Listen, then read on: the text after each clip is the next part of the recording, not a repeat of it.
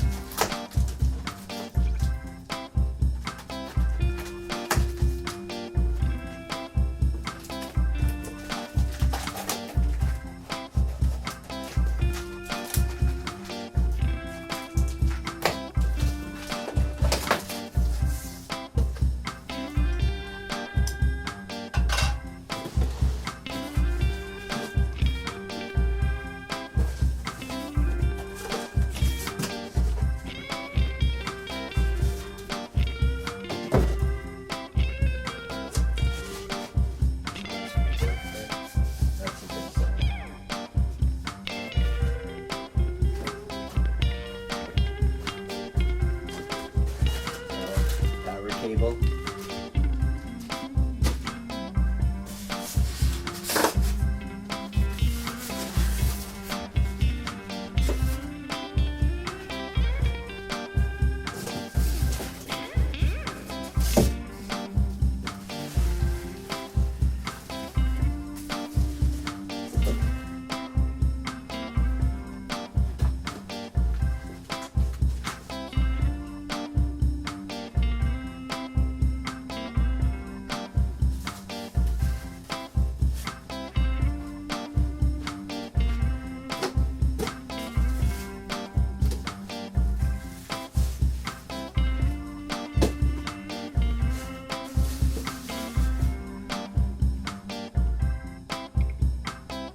Okay, so this is just a quick look at how it looks like, what it looks like. Go a little closer. So you got the buses and your master faders, then 24 channels. So, the Behringer SX4882. Let's talk about it because I've been wanting to for a while. I made like one review video that was pretty positive about it, one video that was pretty negative, and now I think I've had it for long enough to be unbiased when I judge it. And before we get into the review, let's leave all our negative associations we have about Behringer, behind, and let's try to start new. So let's talk about some of the features first. 24 channel inputs on mix A, 24 channel inputs on mix B. You have your XLR input, mic input, XLR and line in input. You have 8 subgroups. You have 4 auxes. You have an EQ section. The mid is semi-parametric. Did I say that right? I might have. And then you have an EQ section for your mix B. You have your pan pots, all that. 2 headphone inputs. You have a talkback feature. You have the meter bridge. You have jacks where you can put in 2 lights. There's a lot that this board has. A lot of inputs, a lot of outputs. It's pretty great. So before we take my word for it, I have a bunch of reviews that other people have done, and they're all positive reviews, aside from one who said, the guy said that when he got his mixer, it was DOA, but they quickly replaced it, and now he thinks it's great. That's the only negative review on here. Some of them say, very good mixer, one of the best studio/live boards there is. For the price, I think they're all right. Positive reviews, 4 and 5 stars. And I've found that across the different sites that carry this, which is interesting because when you talk to people about Behringer, they usually don't have anything nice to say, but they usually don't have any Behringer gear. I know in the past stuff was a little but this is a step forward. So let's talk about the things that I like. First of all, there's a lot of functionality with this board.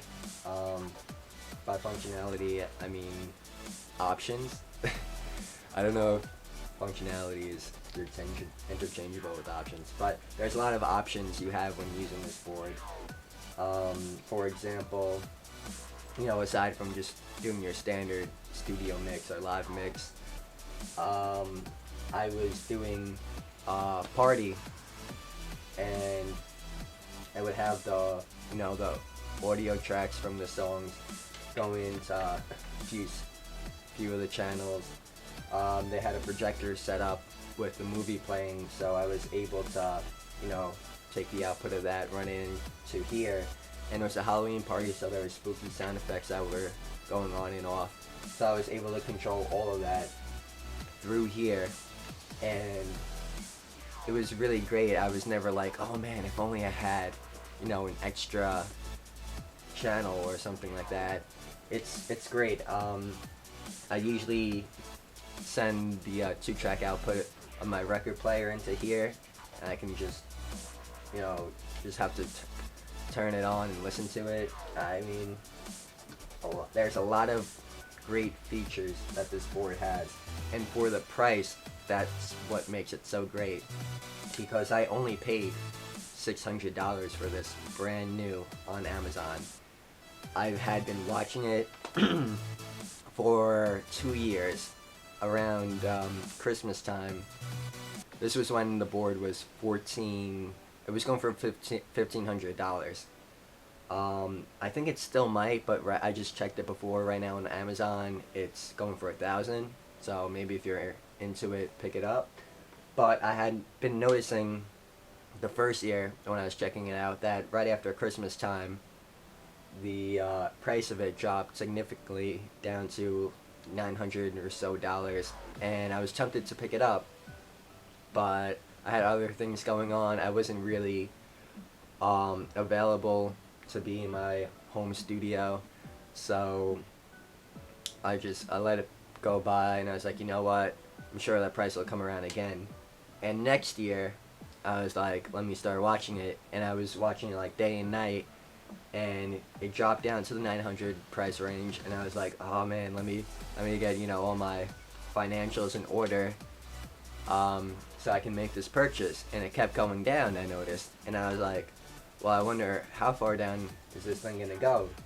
And sure enough, it went down to $600, and I picked it up. I mean, for me, it was a no-brainer. Look at what you get for the price. A meter bridge, which other boards would charge you, $600 alone just for a meter bridge. A lot of people complain about the pre's. They're not that bad. I don't really rely on the pre's on this board. I don't send in my, I'm not plugging a microphone in the back and using the pre's. I have my own that I like to use, and I just really use this for mixing. That's the main reason why I bought this, and for that, it works for me. So, all the good things about it being said, there are some negative things about it. Just some things that I wish was different. The power supply in the previous unit, it was an external rack mountable thing. Now it's included in the actual mixer, which I don't really like that. I don't like that design. It would be far more, it would be a better improvement if it was out of it. I feel they should have kept it that way. And the power switch, you have to, now it's on, now it's off. You have to reach behind, which, you know, I'm really not one to complain about something like that, but it doesn't make sense to have it back there. The faders, they're kind of flimsy, and it's not that it's so much cheap, it's just that they move effortlessly, which I guess people were pointing that out as a good thing. I don't like it. On their other mixing boards that I have used, there's a lot more friction when you go to move this. This thing, it just kind of, you can slide them all around, and it's not like a big problem like when I'm mixing, you know, oh my god, I just totally screwed up the mix. It's just, it feels cheap to me. It's not a deal breaker, but I would prefer, you know, how their previous models have it. I understand that they probably have to cut back somewhere, but I just wish it wasn't there. The EQ section, not that it's awful, it's just that I don't much rather rely on an external EQ than rely on the one that the board comes with. Another thing that I don't like about it is that, might not be typical, and it hasn't been a big deal yet, but Channel 4 is starting to get a little noisy. I've had this for a year and a half, and I was, you know, playing around with it mixing, and I noticed that there was some noise on Channel 4. I thought, before, you know, I say anything, let me check all my patches, see if it's a gear related issue, something not coming from the board, but it's coming from the board. It's a little disappointing, but I could probably get that fixed. It's not a big deal. It's something I could probably fix. And that's the only other negative thing I have to say about it.